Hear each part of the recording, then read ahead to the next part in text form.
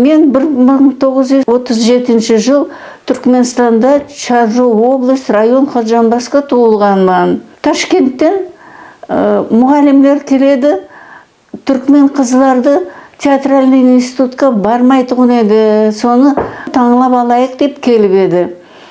Сөйтіп біздерді, мені сонсың жаңа Бостан Режепова деген бір қызды, екеумізді сайлап алды. Набайы театрына барып, спектакльді көріп келсақ, фойеде бірден бір жігіт алдыма шықты да қарап қалды, кейін ізімден жүрді, сөйтіп танысып қалдық. Қуатбай бірінші курста оқып атқан екен, сөйтіп танысып қалғаннан кейін мені керет 10 жылда маған тұрмысқа шығасың деп Қуатбай рұқсат сұрауға барғанда, соң әкем айтты, біздер түркмен, мен анам татар, сөйтіп сен басқа миллетке қалай нетесің деп, енді бірге оқығаннан кейін, кәсібіміз сол болғаннан кейін, біздер бір-бірімізді жақсы көріп қалдық деп рұқсат сұрадық Қуатбай екеуміз.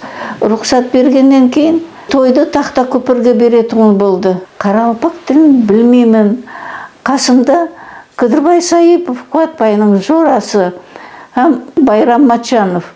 Солар апарды тақта көпірге. Апарғаннан кейін той басылайын деп нетіп атқанда, енді беташар болу керек. Мен ешнәрсе білмеймін, түсінбеймін. Қуатбай маған айтқан жоқ дәстүрлерін. Маған айтты, қазір беташарда мен саған қолыңды былай қысқанымда, сен иіл дейді, поклон делай деп маған айтты. Яқшы, біздерде де түркменде салам дегені бар.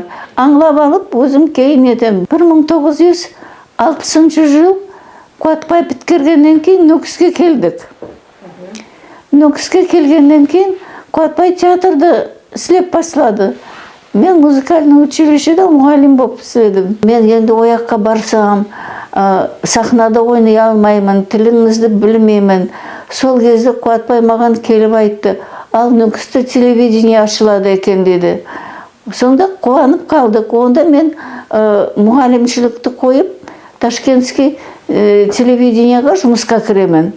Бір жыл сояқта істеп, тәжірибелерді бәрін алып, Нүкіске келеміз. Тілдерін үйреттім, барлық нелерін жиналыстарды Қарақалпақ тілінде апаратығын болдым. Беташар тамам болғаннан кейін мені ал енді самоварның қасына бар деп жіберді.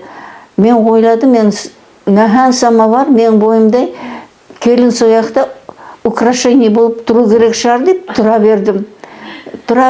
Бір вақыт Қыдырбай өтіп баратыр еді. Қыдырбай, мне что делать дедім. Бери чайники и вперед деді. Сонсын енем естіп, ойбай, мына қайнағасының атын айтты ғой деп Қыдырбай. Сонсын жаңа басқа атлардан айтып атырмын қайныларымды. Сонсын атам айтты. Үйренсіп кетемен дегенше айтамын десе айта берсін, кейін өзі біледі. Енді қазір мына қоңсы қобалардан бәрін біліп, нетіп, үйреніп, барлық дәстүрлерін білемін, құдағайым.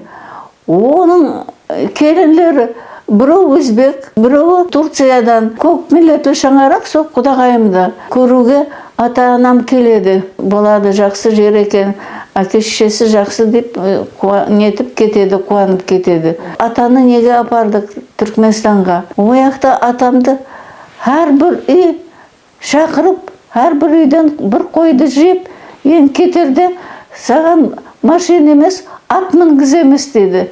Ат мінгізді түркменлерінің дәстүрлері. Сонымен Қарақалпақ халқы, түркмен халқы дәстүрлерімізді сыйлаймыз, құрмет етеміз.